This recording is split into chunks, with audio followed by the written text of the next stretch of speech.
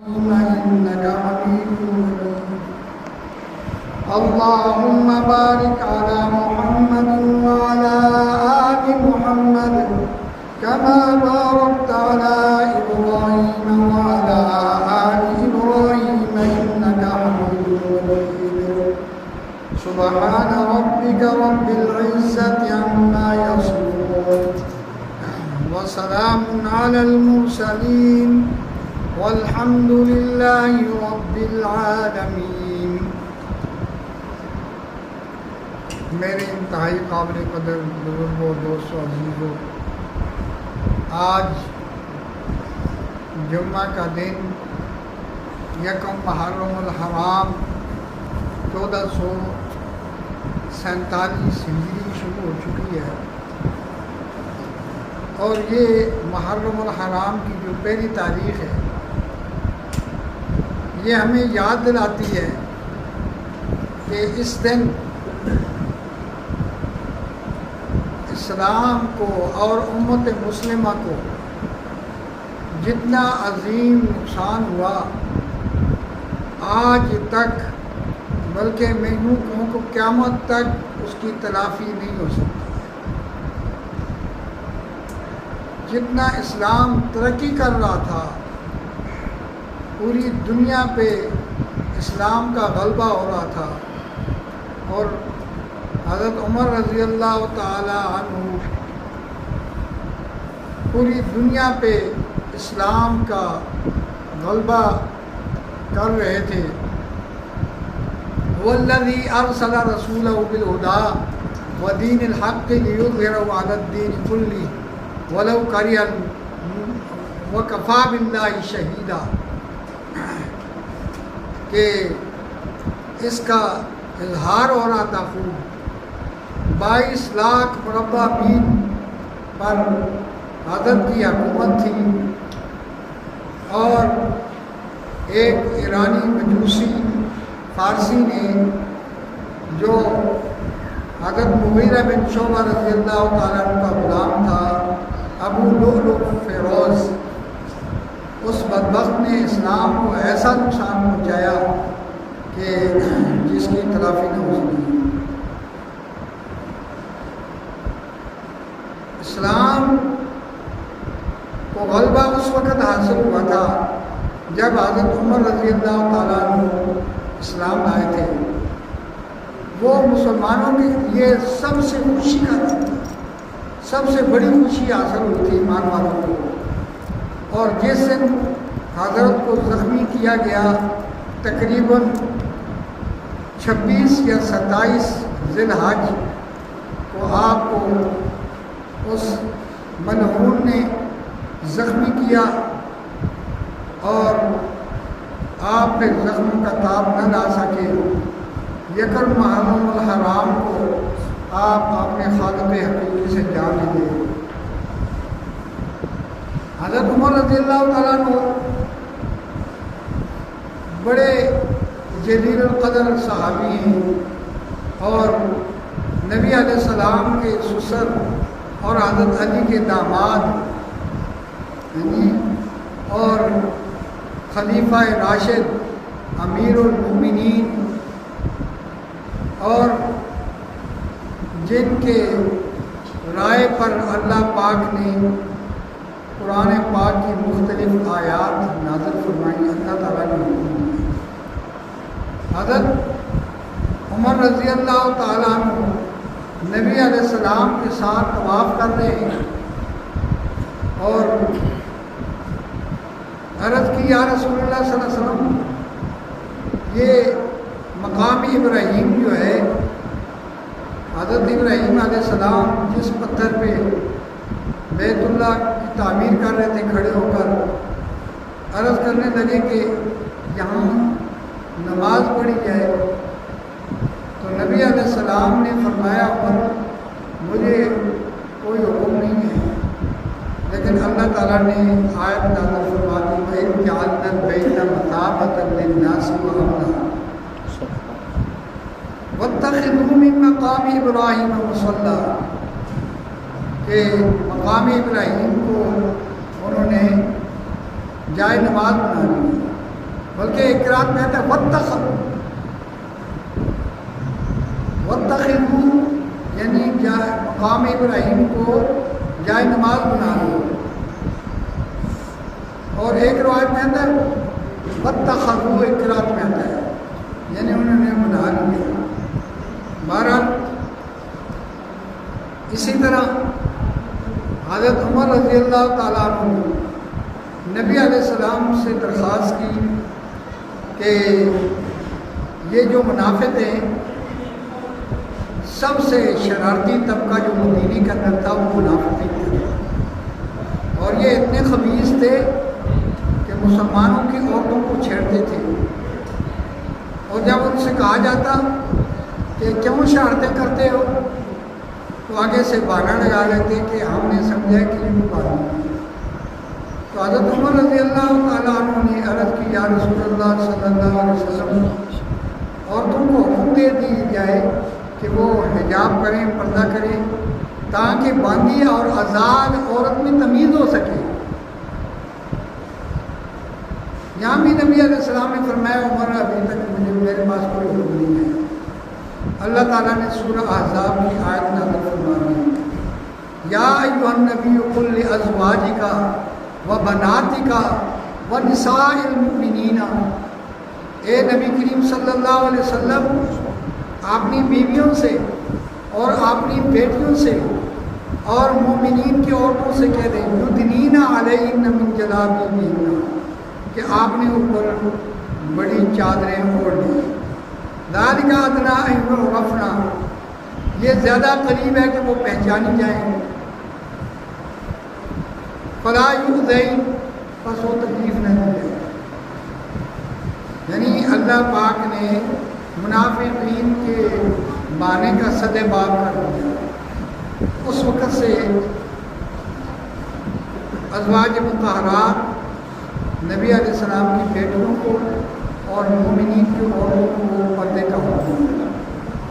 یہاں یہ بھی عرض کرتا چلا جاؤں کہ نبی علیہ السلام کی بیٹی ایک نہیں تھی، یہ ہمارے ذہن میں ہونا چاہیے۔ ہمارے سامنے یہ ظاہر کیا جاتا ہے کہ نبی علیہ السلام کی صرف بیٹی حضرت فاطمہ ہے۔ یہ آج کے منافقین کی چال ہے کہ وہ نبی علیہ السلام کی باقی بیٹیوں کو نبی علیہ السلام کی بیٹی نہیں مانتے، حالانکہ اللہ پاک خود فرما رہے ہیں قل لازواجک وبناتک، کہ اپنی بیویوں سے بھی کہہ دیں اور اپنی بیٹیوں سے بھی کہہ دیں۔ صیغہ جمع کا اللہ تعالیٰ استعمال فرما رہے ہیں، اور جمع کا صیغہ ایک سے زیادہ کے لیے آتا ہے۔ تو آپ صلی اللہ علیہ وسلم کی بیٹی کتنی تھی؟ 4۔ آپ صلی اللہ علیہ وسلم کی بیٹی کتنی تھی؟ 4۔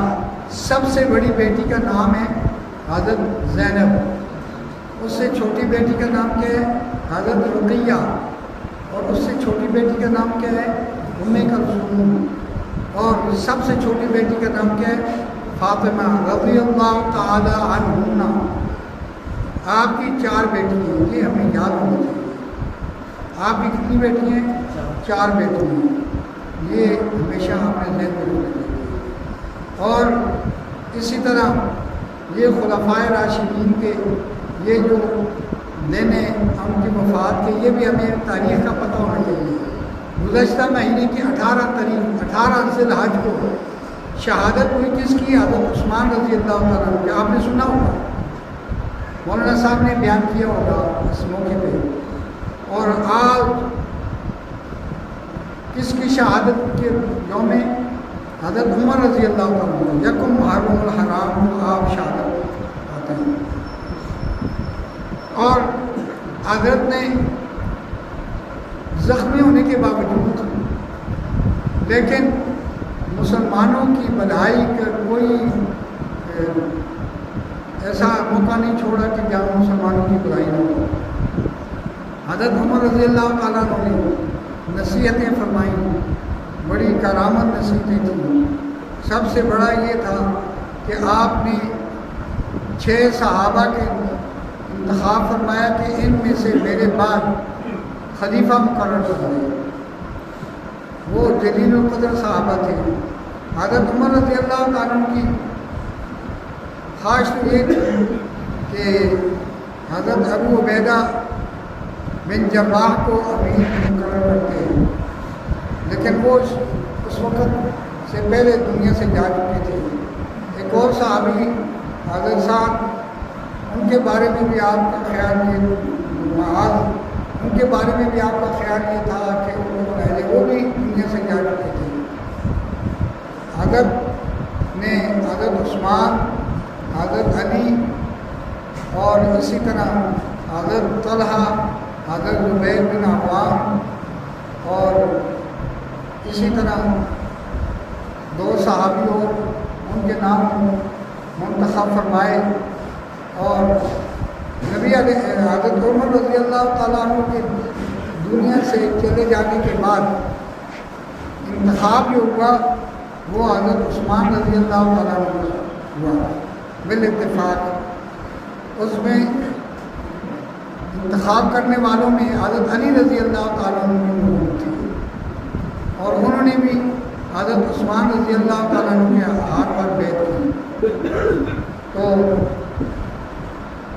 حضرت عمر رضی اللہ تعالیٰ عنہ کا سنہری دور جو ہے نا یہ ختم ہوا یکم محرم الحرام کو، جب آپ نے یہ سمجھا کہ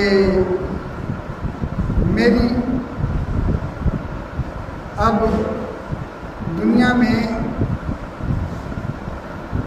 باقی رہنا مشکل ہے، تو انہوں نے حضرت عبداللہ بن عمر رضی اللہ عنہ اپنے بیٹے کو وصیت کی، بیٹا جاؤ حضرت عائشہ رضی اللہ عنہ کی خدمت میں میرا سلام عرض کرنا، اور یہ کہنا کہ عمر آپ کو سلام کہہ رہے ہیں، امیر المؤمنین نہیں کہنا، کیونکہ میں ان زخموں کے باوجود امیر المؤمنین نہیں رہا۔ آپ نے ان سے کہنا کہ عمر آپ کو سلام کہہ رہے ہیں، اور یہ گزارش کرنا کہ آپ نے حجرہ کے اندر میرے 2 ساتھیوں کے ساتھ مجھے دفن کرنے کی اجازت دے دی۔ جب عبداللہ بن عمر رضی اللہ تعالیٰ عنہ گئے، انہوں نے سلام عرض کی، حضرت عائشہ رضی اللہ تعالیٰ عنہ پہلے سے حضرت عمر رضی اللہ تعالیٰ عنہ کی واقعہ سن چکی تھی، رو رہی تھی۔